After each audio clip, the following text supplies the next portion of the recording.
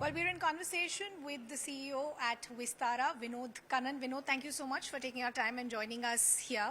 Of course, a lot has been doing the rounds as far as the merger is concerned. What does it mean for Vistara? What does it mean for brand Vistara itself?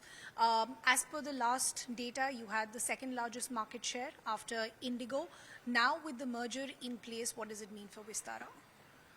Look, I think the merger process will take some time. It's not something that happens overnight, and there are various approvals that are needed. Until we have those approvals, I think Vistara will still continue as Vistara, as the fond airline that you all have come to love, and that will continue independently. And that might take a period of 8 months, 12 months, 15 months. Till we have the approvals, that process goes on. We still have our aircraft that we are taking on. We have new routes that we are launching, so that process will continue. What happens after the approvals, that's something that we will have to come back to you on. At this time, we are run independently and we will operate independently. Okay. The reason I asked you this was because it was confirmed by Air India, by the CEO, that they would want to drop the Vistara branding after the merger is complete. Till the time you're operating independently, what's in store for Vistara as far as expansion is concerned? So we sit on a fleet of 55 aircraft today. We will expand that to about 70 by about 12 months' time, meaning next year at this time. And out of those, there will be 4 787 aircraft, hopefully. So therefore, there will be an expansion on international as well as domestic. Definitely, we'll focus on international. That's what we've been expanding quite a bit on. And look, at the end of the day, I think whether it's the Air India team, whether it's Campbell, whether it's me or the shareholders, we are all very, very clear that we've built up something great with Vistara, at least as far as the customers are concerned. And we want to make sure that whatever transition we do is done in an elegant and seamless manner. And the opportunities and the products and services that are available to the customer are as smooth as possible. Yeah. So you said the hope is that whatever Vistara built, and as I said, it managed in a very short time to build a niche for itself, and that's why many felt that the potential was still uncapped. So even as the process of merger is taking place, what is it that you would like from brand Vistara to be carried forward? Three things which I kind of mentioned before as well. One is the people. Our people have built this airline. 5,000 of us have brought it to this level, number 20 in the world. Processes, we have very robust processes, we believe, in terms of how we run things and how we operate.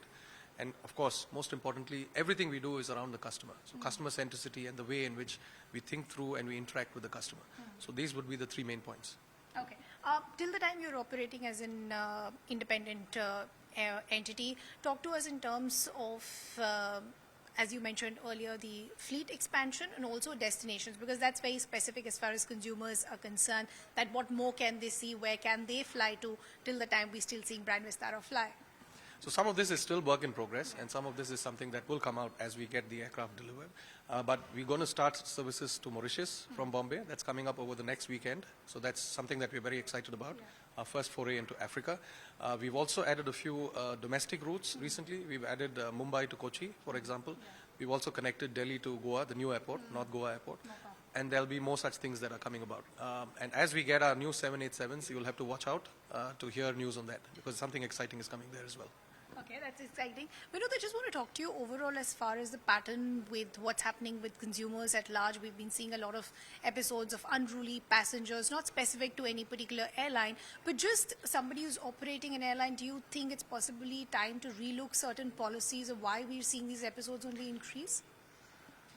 I believe that, firstly, it's not something that's happening only in India. There are things that are happening around the world, so it's not an India-only phenomenon. It's just the way humans behave. Probably it's because of COVID and there's newfound freedom to do things. But the important thing is there are processes and procedures in place, as I'm sure you're also aware. There's a guideline from DGCA on how we should handle such cases, which we, as well as all other airlines, hope to follow as well. So while there is reportage of more such cases, I think the structure that we have firstly needs to be followed, and we hope that everyone follows that, and then we'll see if something more is required.